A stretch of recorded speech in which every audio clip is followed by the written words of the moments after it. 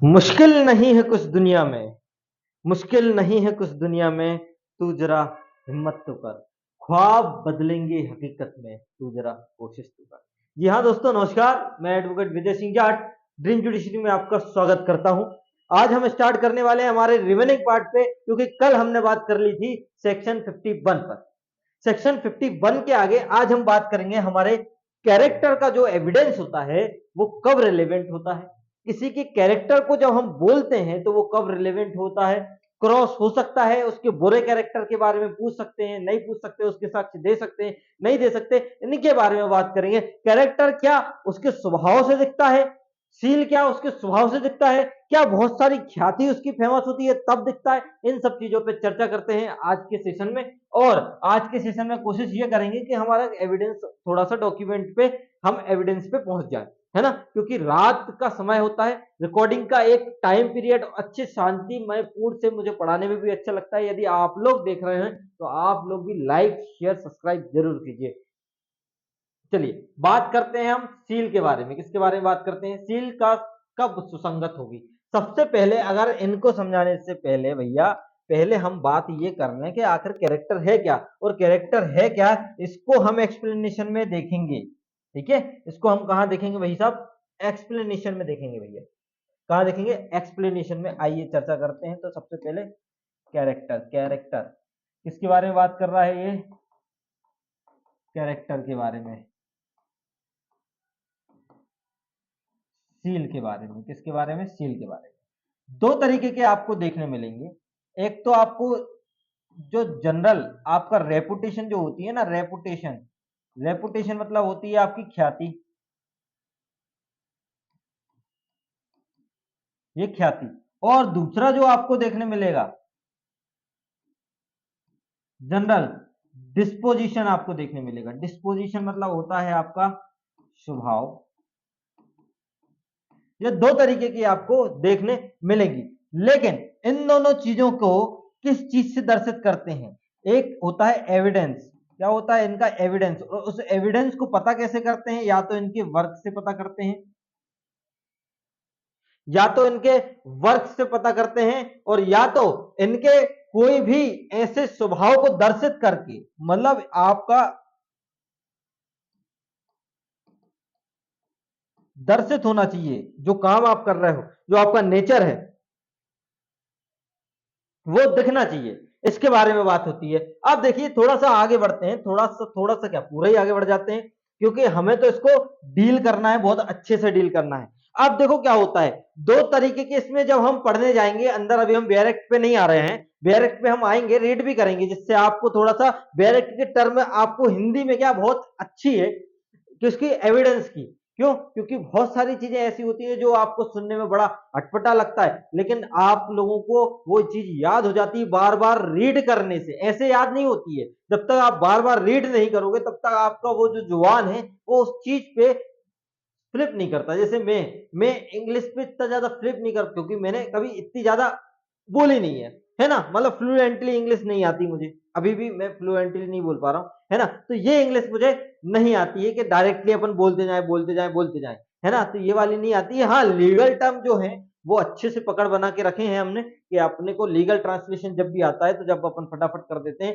English Hindi दोनों का लिगलॉट हमारे यहाँ पे चलता है, बाइलिंगुअल स्टडी चलती है, तो उसमें भी मजबूती आती है, चाहे हिंदी मीडियम वाला बच्चा हो चाहे इंग्लिश मीडियम वाला बच्चा हो। तो मतलब दोनों के बिहाफ पे काम किया जाता है। इसलिए आपको सिर्फ और सिर्फ क्या है, ऑनलाइन प्लेटफॉर्म के लिए मैं थोड़ा सा हिंदी के लिए समर्पित होना चाह रहा हूं, क्योंकि धीरे धीरे धीरे धीरे क्या होता है कि बहुत सारे लोगों को इंग्लिश में कंटेंट बहुत उपलब्ध है। यही वाली बात मैं हर वीडियो में बोलता हूँ, क्योंकि रीजन भी यही है, क्योंकि इंग्लिश में है, हिंदी में कम है। इसलिए थोड़ा सा मेरा कंटेंट भी आप लेके चलो तो थोड़ा सा आपको, जबकि डायग्राम मेरा इंग्लिश में रहेगा, उसके लिए माफी चाहता हूँ। इंग्लिश में इसलिए क्योंकि आसानी पड़ती है वर्डों को चयन करने में। ठीक है, चलिए बाकी आगे बढ़ते हैं। क्या होता है, अब देखो कैरेक्टर दो लोगों का इसमें बताया गया है। किसका बताया भैया?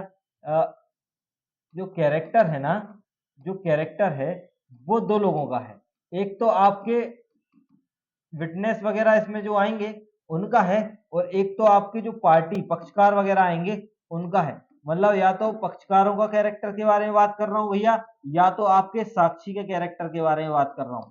साक्षी और पक्षकार इन दोनों के कैरेक्टर के बारे में इसमें क्या करी गई है, बात करी गई है। अगर मैं बात करूं कि कैरेक्टर अगर साक्षी का देखा जाए तो आपको पता है 140 में चले जाओ तो उधर सील की बात आती है, 146 में चले जाओ, 156 में चले जाओ, आप चले जाओ 154 में चले जाओ तो आपको पता चल जाएगा। लेकिन अगर मैं बात करूं पार्टी की तो पार्टी को बताने के लिए ये दोनों आपका जो चैप्टर है 52 से लेके 55 इसके बारे में बता रहा है, ये पार्टी के कैरेक्टर के बारे में बता रहा है। ये कौन बता रहा है भैया, आपका ये। क्या बार बार देखना पड़ता है, बंद तो नहीं होगा माइक, नहीं तो आपके पास आवाज नहीं आएगी। वैसे भी क्योंकि डिस्चार्ज था इसलिए लेट हो रहा हूं मैं बनाने में इसको, आज ज्यादा रात हो गई है। ठीक है, अब देन इसके बारे में बात करते हैं क्या लिखा है। अब तो आप लोगों को दिख रहा भी होगा, चलो धीरे धीरे इसको डील करते हैं। क्या लिखा भैया, क्या लिखा, क्या क्या क्या लिखा है, आइए। क्या लिखा है कि भैया सिविल मामलों में अध्यारोपित आचरण साबित करने के लिए सील, ऐसा नहीं पढ़ेंगे, ऐसे नहीं, ऐसे नहीं, ऐसे नहीं, आपको थोड़ा सा ऐसे नहीं पढ़ाना है क्योंकि ये आपको प्री के लिए बहुत इंपॉर्टेंट है, इसलिए इसको ऐसे नहीं पढ़ाना है। आपको दो केस के हिसाब से पढ़ाएंगे। दो केस कौन कौन से आपको, एक तो कैसा है, एक दो केस हमें डील करने रहते हैं इसमें। एक तो आपका सिविल का मामला चलेगा, कौन सा मामला चलेगा, सिविल मामला। और एक आपको पता है कौन सा मामला होता है, आपराधिक मामला।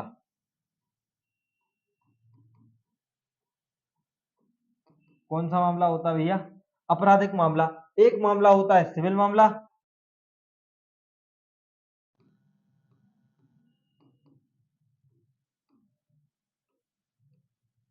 और एक होता है आपका आपराधिक मामला। एक सिविल मामला होता है, एक आपराधिक मामला होता है। अगर मैं इसको बताऊं कि सिविल मामला क्या होता है, सिविल मामला जनरली क्या होता है, नॉट रिलेवेंट। क्या होता है, नॉट रिलेवेंट, ये जनरल बात है, सुसंगत नहीं होता। आपराधिक मामला क्या होता है, आपराधिक मामले को समझने के लिए हम समझेंगे कंडक्ट। एक इसमें जो आपकी जो लैंग्वेज है, इसमें दो चीजों के बारे में, कंडक्ट के बारे में। एक तो आपका किसके बारे में बता रहा है, कंडक्ट, और वो कंडक्ट बताता है आपका प्रीवियस। एक तो प्रीवियस आपका गुड कंडक्ट और एक तो प्रीवियस आपका बैड कंडक्ट। ये दो चीजों के बारे में आपकी क्या करता है, ये यहां पे बात करता है। देन इसके बाद सिविल मामला क्या बोला, सिविल मामले में हमने बोला कि भैया जनरली नॉट रिलेवेंट होता है, लेकिन लेकिन इसके एक्सेप्शन है जो कि कहां है, यहां पे। एक तो आपका 52 होगा, कहां लिखा है भैया, सिविल मामला, और एक आपका कहां लिखा है, 55 लिखा है। मतलब अगर मैं बात करूं कि इसके कोई एक्सेप्शन है, बिल्कुल है। इसके एक्सेप्शन भैया, एक आपका 52 है और एक आपका 55 है। अब पढ़ लीजिए 52 तो अब लगेगा कि थोड़ा सा वजन पड़ा है। सिविल मामलों में अध्यारोपित आचरण साबित करने के लिए सील विसंगत है। सिविल मामलों में यह तथ्य है कि किसी भी संपृक्त व्यक्ति का सील ऐसा हो जो उस पर अध्यारोपित किसी आचरण को अधिसंभाव्य या अनधिसंभाव्य बना देता है, विसंगत है। वहां तक के सिवाय जहां तक कि ऐसा सील अन्यथा सुसंगत तथ्यों से प्रकट होता है, अन्यथा सुसंगत तथ्यों से क्या होता है, प्रकट होता है। आइए इस लैंग्वेज को समझते हैं क्या लिखा है। आइए पहले हम बात करते हैं इस पे, 52 पे दिख रहा होगा। पहले हम बात करते हैं 52 पे, क्या लिखा है 52 में। 52 में सिर्फ और सिर्फ यही लिखा है कि अगर कोई फैक्ट एंड इश्यू से मुकदमे, कोई अगर फैक्ट एंड इश्यू जो मुद्दा है अगर उससे भिन्न अगर कोई बात बोली गई है, अगर मुद्दे है या उससे भिन्न अगर कोई बात बोली गई है, अदरवाइज कोई मुद्दा उससे भिन्न अगर कोई एविडेंस दिया जाता है तो वो भी क्या हो जाएगा, रिलेवेंट हो जाएगा। फिर से पढ़ लीजिए, देखो नहीं समझ में आया होगा, फिर से पढ़ लीजिए। क्या लिखा, सिविल मामलों में अध्यारोपित आचरण साबित करने के लिए सील विसंगत है। पहली चीज, जनरल तौर पे क्या है, हम सिविल मामलों में जो भी आप दोगे कैरेक्टर के बारे में सर्टिफिकेट, कैरेक्टर के बारे में एविडेंस, जनरली नॉट रिलेवेंट है, सुसंगत है, विसंगत है। लेकिन सिविल मामलों में ऐसे तथ्य जो सील ऐसा है जो अध्यारोपित आचरण का आचरण जो आपके कंडक्ट पे इतना अधिसंभाव्य या अनधिसंभाव्य बना देता है, तब विसंगत है। इसके सिवाय एक्सेप्शन सुन लीजिए, जहां की ऐसा सील अन्यथा तथ्यों से प्रकट होता है। मतलब आपका कोई भी स्टेटमेंट अगर आपका रिलेवेंट करता है उस फैक्ट एंड इश्यू से, तो फिर वो क्या हो जाएगा भैया, रिलेवेंट हो जाएगा। तो इसके बारे में आपका 52 बात करता है, क्लियर है। चलिए अब बात करते हैं सीधी 55 पे, इसके बात करते हैं डायरेक्ट 55 पे। आइए 55 क्या बोलता है, नुकसानी पर प्रभाव डालने वाले सील। इसको हमने किसके साथ रीड किया था, रीड विद आपका सेक्शन 12, पता है ना, डैमेजेस।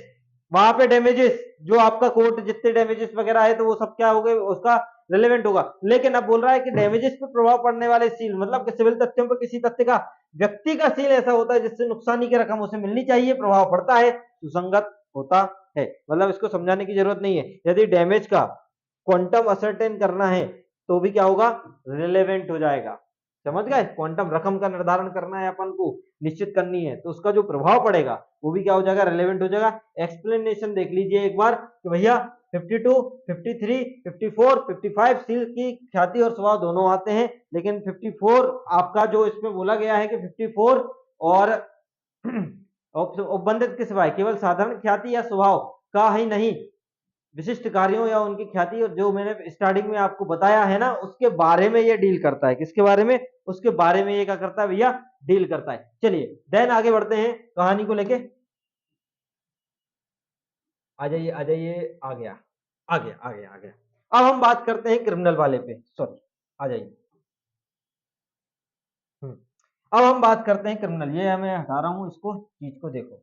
क्रिमिनल वाले पे बात करते हैं, तो क्रिमिनल के लिए हमें क्रिमिनल वाला पढ़ना पड़ेगा। कौन कौन से पढ़ना पड़ेगा, एक तो हमें अच्छा वाला पढ़ना है, जब हम अच्छा वाला पढ़ेंगे तो 53 पे पहुंच जाएंगे, और एक हमें पढ़ना है बुरा वाला, और जब हम बुरा वाला पढ़ते हैं तो 54 पे पहुंच जाएंगे। पूरा आपका हो जाएगा ये खत्म चैप्टर। क्या बोल रहा है कि भैया दांडिक मामलों में प्रवर्तन अच्छा शील सुसंगत है, बिल्कुल। अगर मैं किसी अभियुक्त के बारे में अच्छे आचरण को बता रहा हूं तो वो देते हैं रिलेवेंट है, सुसंगत है। लेकिन आप अगर किसी एक्यूज के बारे में बुरे चीज को बता रहे हो तो वो सुसंगत भैया नहीं माना जाएगा, वो रिलेवेंट नहीं माना जाएगा। कब तक नहीं माना जाएगा, जब तक कि यदि किसी एक्यूज पर्सन के लिए वो क्या बोलते हैं, इसमें जो लैंग्वेज है वो देख लो। आपको क्या बोला कि उत्तर के होने के सिवाय, मतलब अगर आप उत्तर में उसका बुरा बता सकते हो, देखो कैसे बताओ, तब क्या बोला, उत्तर होने के सिवाय बुरा शील सुसंगत बिल्कुल नहीं होगा। दंडित कार्रवाई में अभियुक्त के बुरे शील का विसंगत होता है। जनरल तौर पे यह है, इस बात का साक्ष्य नहीं दिया जाएगा कि अच्छे शील का है, साक्ष्य ना दिया गया हो कि अच्छे सील का है तो दिए जाने की दिशा में वह सुसंगत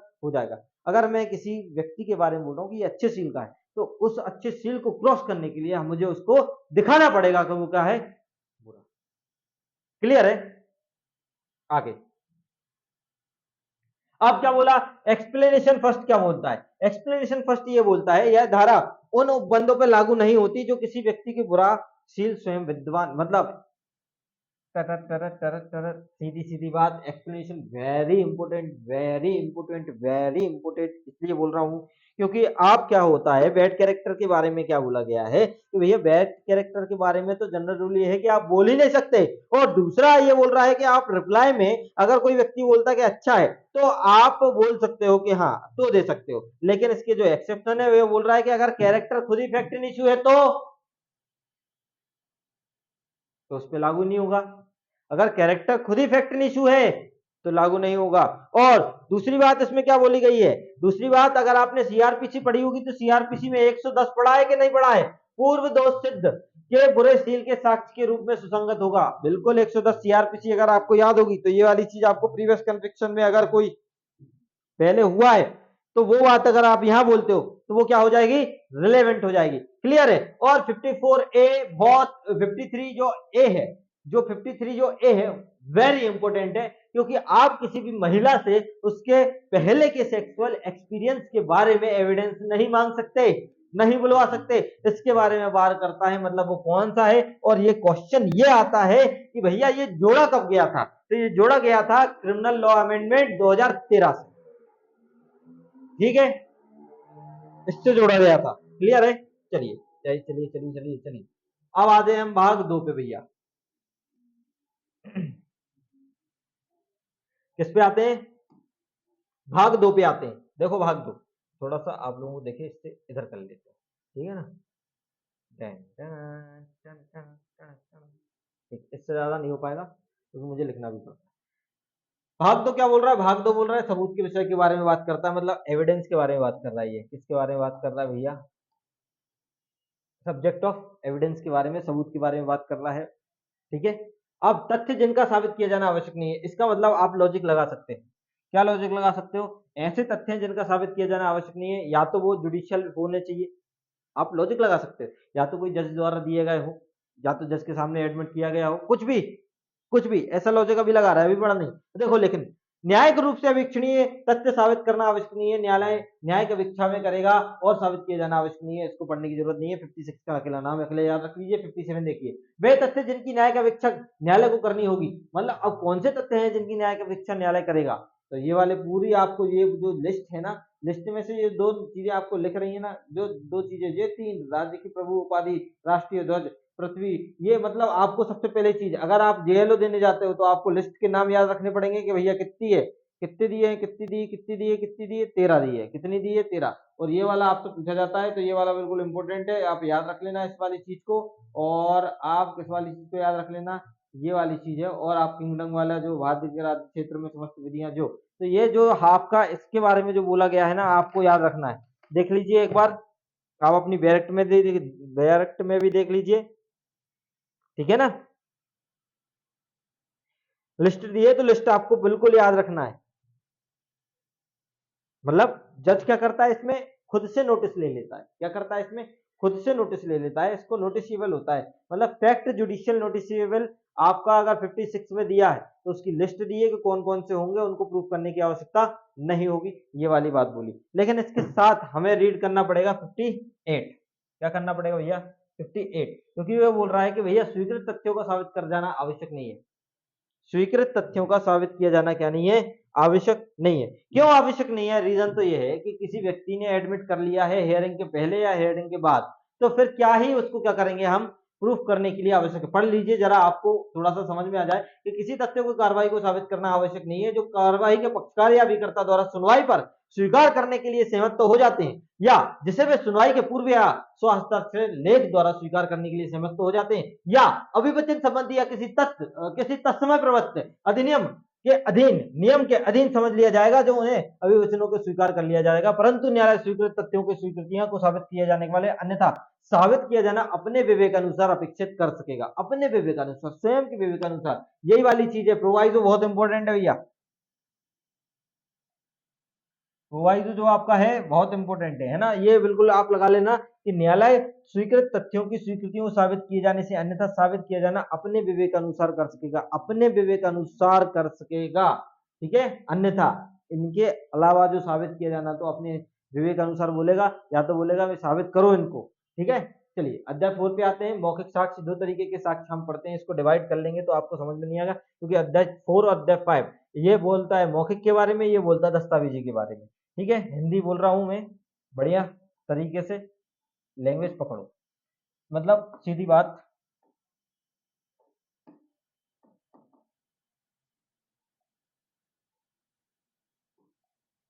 अच्छा, वही मैं बोलूं कि ब्लैक पे ब्लैक तो दिखेगा नहीं ना, मुझे लगा कि खराब हो गया। ऐसा कैसे नहीं है? एक तो होता है ओरल डॉक्यूमेंट।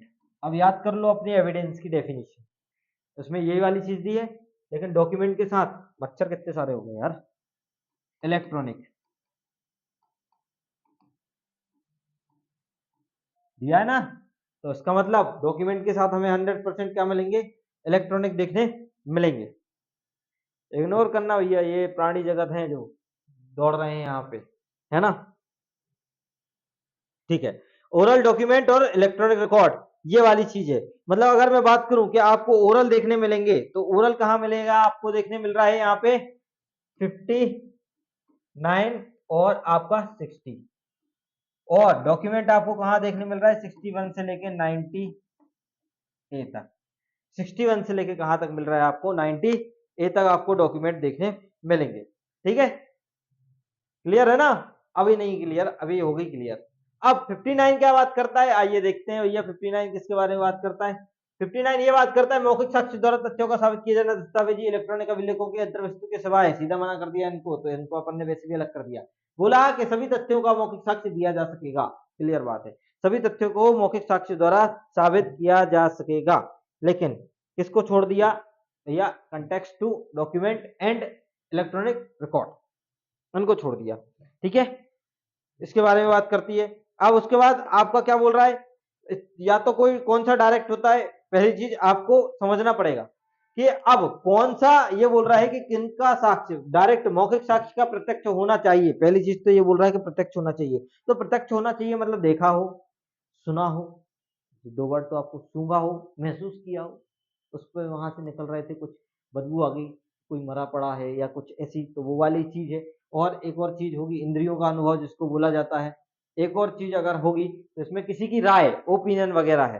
तो वो वाली जो चार चीजें हैं, ठीक है, प्रसीव किया हो, सूंघा हो या ओपिनियन होल्ड करता हो, मतलब चार चीजें अगर आपको हैं तो भैया आप क्या कर सकते हो, देखो मतलब क्या हो, देखा हो, सुना हो, रिसीव किया हो और होल्ड किया हो। क्या होल्ड किया हो भैया, ओपिनियन। तब जाके वो क्या होगा, डायरेक्ट साक्ष्य जो होगा वो आपका क्या होगा, ओरल होगा। परंतु परंतु परंतु परंतु यह भी कि यदि मौखिक साक्ष्य दस्तावेज से भिन्न है तो भौतिक चीजों के अस्तित्व की दशा के बारे में या तो न्यायालय ठीक समझे, भौतिक चीजों का निरीक्षण पेश किया जाना अपेक्षित किया जाएगा। मतलब मटेरियल ऑफ फैक्ट, इसके बारे में बात कर रहा है ये आपका, मटेरियल ऑफ फैक्ट के बारे में, जो भौतिक साक्ष्यों के बारे में उस अस्तित्व या दशा में। तो न्यायालय भौतिक चीज के निरीक्षण के लिए वो बोलेगा भैया उनको पेश करो, रिक्वायर है उनको पेश करो, आप ओरल से काम नहीं चला सकते इसके बारे में, ठीक है। ये वाली चीज है। एक प्रोवाइजो और पढ़ लो, क्या लिखा है, प्रोवाइजो विशेषज्ञ की राय। एक तो राय के बारे में बोला कि भैया होगा डायरेक्ट, ठीक है, डायरेक्ट होने चाहिए, ऐसे होंगे। लेकिन जो विक्रय की प्रस्तावना करने वाली पुस्तक में अभिव्यक्त है, लिखा है, तो वे आधार पर जिसकी राय, जिसके रचयिता मर गया है, मिल नहीं रहा है और साक्ष्य देने में असमर्थ है, पहली चीज, और आयुक्ति युक्त है, तो साक्षी के रूप में नहीं बुलाया जा सकता। तो ऐसी पुस्तक भी पेश कर दो तो भी चल जाएगा, तो भी चल जाएगा और उसको माना जाएगा साक्ष्य को डायरेक्टली है, ठीक है। ये वाली प्रोवाइजो याद रखना भैया, बहुत तबीयत से याद रखना है प्रोवाइजो को, दो दो जो प्रोवाइजो। चलिए अब तो समझाने की मेरे ख्याल से जरूरत है ही नहीं, आपका बिल्कुल कंटेक्स्ट क्लियर है। क्या बोला दस्तावेजी साक्ष्य के बारे में, तो आपको बिल्कुल पता होना चाहिए कि 61 डॉक्ट्रिन ऑफ एक्सक्लूसिव हेयरसेन एविडेंस के बारे में बात करता है आपका, ठीक है, कि दस्तावेज को अंतर वस्तु का सबूत जो है 60 है आपका शायद, डॉक्ट्रिन ऑफ, हाँ ये 60 है आपका, जो मैंने मैगजीन बोली अभी वो ये है, डॉक्ट्रिन बोला जो अभी वो ये है, डॉक्ट्रिन ऑफ हेयर से एविडेंस का जो एक्सक्लूसिव ऑफ हेयर से एविडेंस है ना, उसके बारे में 60 है। और 61 क्या बोलता है, दस्तावेजों की अंतरवस्तु का सबूत के बारे में। तो उनको प्रूफ कैसे करोगे, उनको प्रूफ करोगे या तो प्राइमरी से या सेकेंडरी से। अब बात करते हैं प्राइमरी क्या होती है, सेकेंडरी क्या होती है, तो यहाँ पे लिखा है प्राइमरी वो होती है जो भैया न्यायालय में निरीक्षण के लिए दस्तावेज स्वयं अभिप्रेत है। एक्सप्लेनेशन आपको 1 और 2 आपको देखना पड़ेगा कि जहां पे कोई दस्तावेज मूल प्रतियों में निष्पादित की गई है और हर एक मूल प्रति दस्तावेज की प्राथमिक साक्ष्य कहलाएगी। मतलब एक मशीन है और एक मशीन से बहुत सारी चीजें बन रही हैं, तो वो मूल प्रतियों में कई है, तो वो सब कुछ क्या है, वो प्राइमरी साक्ष्य के आप में। जहां दस्तावेज प्रतिलेख का निष्पादन या हर एक प्रतिलेख पक्षकारों का केवल एक पक्षकार या कुछ पक्षकारों द्वारा निष्पादित किया गया हर एक प्रतिलेख उन पक्षकारों के विरुद्ध जिसका निष्पादन किया गया है। मतलब एक चेक है, ए ने बी को क्या दिया, एक चेक दिया, ठीक है, बी ने भाई साहब ने कहा लगाया, बैंक में लगाया, और बैंक ने एक रिसिप्ट दी, क्या दी, रिसिप्ट। तो ये रिसिप्ट क्या हो गई आपकी, प्राइमरी एविडेंस हो गया। क्या हो गया ये भैया, प्राइमरी एविडेंस हो गया। तो इसको बोलते हैं काउंटर पार्ट। ये चेक का क्या हो गया, एक काउंटर पार्ट हो गया, जो किसके पास गया, इसके पास गया और एक आपके पास है, ठीक है। ये वाली चीज इसके बारे में बोला गया है। एक्सप्लेनेशन टू क्या बोल रहा है, अनेक दस्तावेज को एक प्रक्रियात्मक विधि से, मतलब एक मशीन से, आपने देखी ना फोटोकॉपी मशीन है ना, एक ही विधि से बनाए जाते हैं, जो आपकी मार्कशीट वगैरह जो होती है बन रही है, सबकी बन रही, सबकी बन रही। मुद्रण, शिला मुद्रण, फोटो चित्रण, जैसे सॉरी गलत एग्जांपल हो गया। आप कैमरा ले लो, सबकी सीधी बात, क्या ले लो, कैमरा।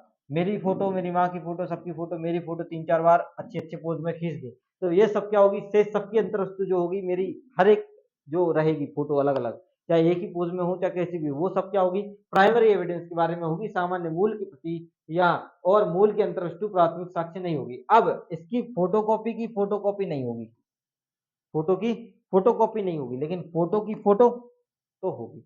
होता है ना, अपन जनरली एक फोटो लेके जाते हैं और बोलते हैं भैया फोटो निकाल देना, तो वो फोटो की फोटो निकल रही है, तो वो क्या होगी, वो प्राइमरी बन सकती है। क्यों, क्योंकि वो उसमें बोला है कि मूल का हर शेष अंतर वस्तु का प्राथमिक साक्ष्य, लेकिन किसी मूल की प्रतिलिपियां फोटो कॉपी नहीं होगी भैया, क्या नहीं होगी, फोटो कॉपी नहीं होगी। अब इसमें यही बोला है कि भैया जैसे अपन क्या छपवाते हैं, पैम्पलेट छपवाते हैं, क्या छपवाते हैं पैम्पलेट, तो सब लोग सभी ओरिजिनल होती है, वो सभी ओरिजिनल सभी प्राइमरी होती है, चाहे एक छपवा लो चाहे 10 छपवा लो, कार्ड होते हैं वो चाहे एक छपवा लो सब, तो ये वाली चीजें इसके बारे में बात करी गई है। अब देखो क्या हुआ, तो द्वितीयक साक्ष्य, द्वितीयक साक्ष्य तो आपको समझ में आ रहा होगा, ये एज इट इज याद रख लेना भैया, ये एज इट इज कैसे बात कर रहा है, पहली चीज एतन्मस्त पश्चात अंतर्विष्ट बंदों के अधीन दी गई प्रमाणित प्रतियां, जो आप सर्टिफाइड कॉपी देते हो तो वो तो है ही, ठीक है, द्वितीयक साक्ष्य ऐसी मूल यांत्रिकी फोटोकॉपी है, ये क्या है, फोटोकॉपी है, जिसका कंपैरिजन कर लेते हैं ना, प्राइमरी से कंपैरिजन करके बनाई जाती है ना, तो वो भी कौन सी है उसमें आ जाती है, सेकेंडरी में आ जाती है। तीसरा बोला मूल से बनाई गई या तुलनात्मक की गई प्रतियां, वो वाली चीज भी क्या आ जाती है इसमें, आ जाती है सेकेंडरी में। पक्षकार के विरुद्ध जिन्हें निष्पादित नहीं किया गया दस्तावेजों का प्रतिलेख, वही चेक वाला एग्जांपल जो आपको दिमाग में सेट है, ठीक है। इसके बाद किसी दस्तावेज की अंतर वस्तु का उस व्यक्ति द्वारा जो स्वयं उसे देखा है या दिया हुआ मौखिक वृतांत है, या तो देखा है या दिया हुआ क्या है, मौखिक वृतांत है, तो वो भी क्या हो जाएगा आपका, क्या हो जाएगा भैया, दस्तावेजी हो जाएगा, द्वितीयक साक्ष्य हो जाएगा ना, सेकेंडरी एविडेंस। मतलब अगर मैं बात करूं कि ओरिजिनल की कॉपी मशीनरी प्रोसेस से एक कॉपी से, और आपका सर्टिफाइड मतलब कंपेयर किया टू ओरिजिनल, और उसके बाद डुप्लीकेट डॉक्यूमेंट की कॉपी, और डुप्लीकेट डॉक्यूमेंट का मीनिंग यहाँ पे क्या है आपका, काउंटर पार्ट है, मतलब इसको अगर मैं बोलूं तो यहाँ पे काउंटर पार्ट का मीनिंग क्या है आपका, डुप्लीकेट कॉपी है, क्या है काउंटर पार्ट का मीनिंग आपका, डुप्लीकेट कॉपी से है। लेकिन उस टाइम पे जो ऊपर हम पढ़ रहे थे वो आपका प्राइमरी के तौर पे यूज किया जा रहा था, ठीक है। अब किसी दस्तावेज की अंतर वस्तु उस व्यक्ति द्वारा जिसे स्वयं देखा हो या दिया गया हो, मतलब सीधी सीधी बात यही है कि भैया किसी ने साइन करते देखा, देखे कि अगर मैं इसका एग्जांपल के बारे में अगर बात करूं, समझा ही देता हूँ, नहीं तो बोलो स्पीड में चल रहा है। देखो ए और बी है,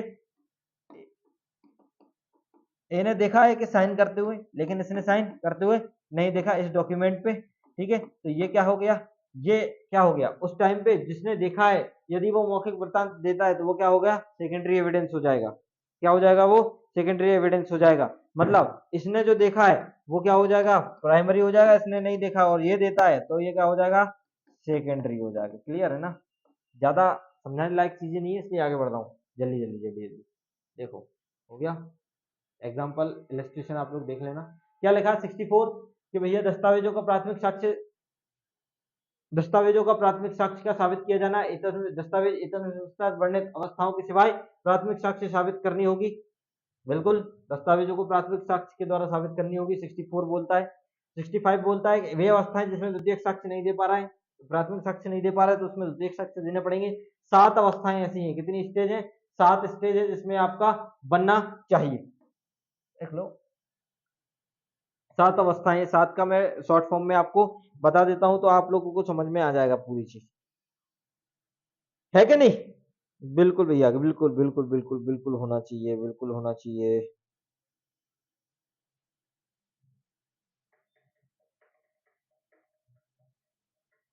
एक क्वेश्चन ये है कि कोई भी डॉक्यूमेंट है, वो डॉक्यूमेंट मरने से पहले, मतलब अगर कोई व्यक्ति है, व्यक्ति मरने से पहले कोई बिल डाल जाता है, तो उस बिल के बारे में क्या ओरल एविडेंस आप दे सकते हो क्या,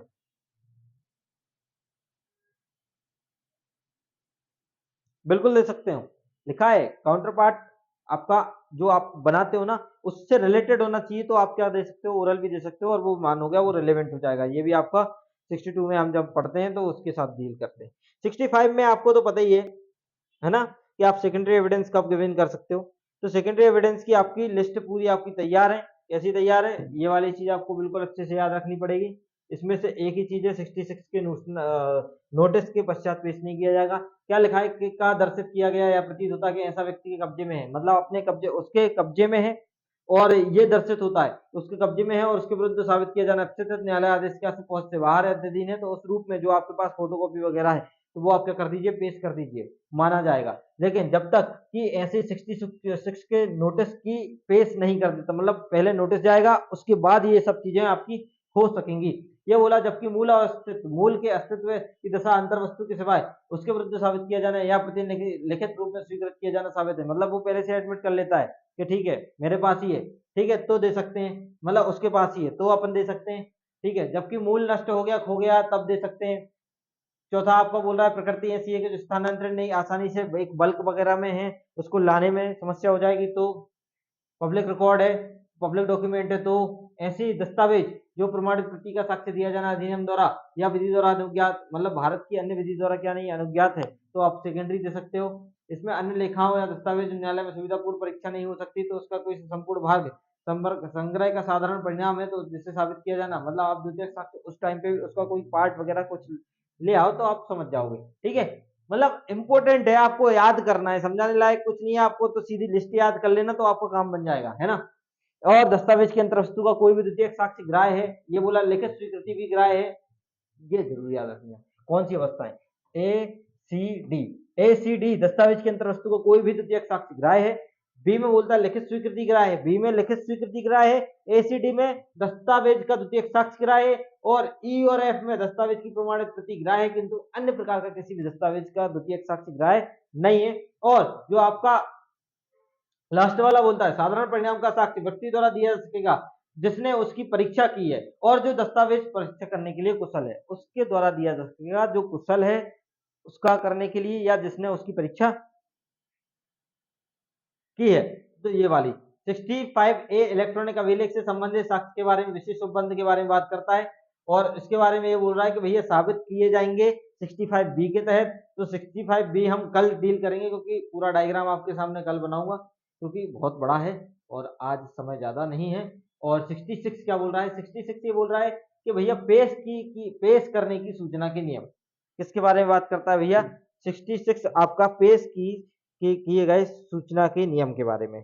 पहला क्या बोलता है, देखो इसमें सिचुएशन बताई है कि हम जिस डॉक्यूमेंट को प्रूफ करना चाहते हो वो खुद एक नोटिस है। पहली चीज क्या बोल रहा है कि जिस डॉक्यूमेंट को हम प्रूफ करना चाहते हैं वो दस्तावेज स्वयं एक सूचना है, वो क्या है, स्वयं एक सूचना है, तो वाली बात बोल रहा है। दूसरा ये बोल रहा है एडवर्स पार्टी को पता है कि उसे खुद देना है, ये लिखा प्रतिपक्षी के मामले को जानना ही होगा कि पेश करने वाली की अपेक्षा की जाएगी, उसको पता है कि हमें देना है, देना ही होगा, तो नोटिस देने की जरूरत है क्या, नहीं, वो जानता था। जबकि यह प्रतीत होता है या साबित किया जाता है प्रतिपक्षी ने मूल पे कब्जा बल कपट या फोर्स के द्वारा किया गया हो, तो नोटिस देने की जरूरत नहीं है, छीन लिया, बल कर दिया, फोर्स के द्वारा कर दिया तो।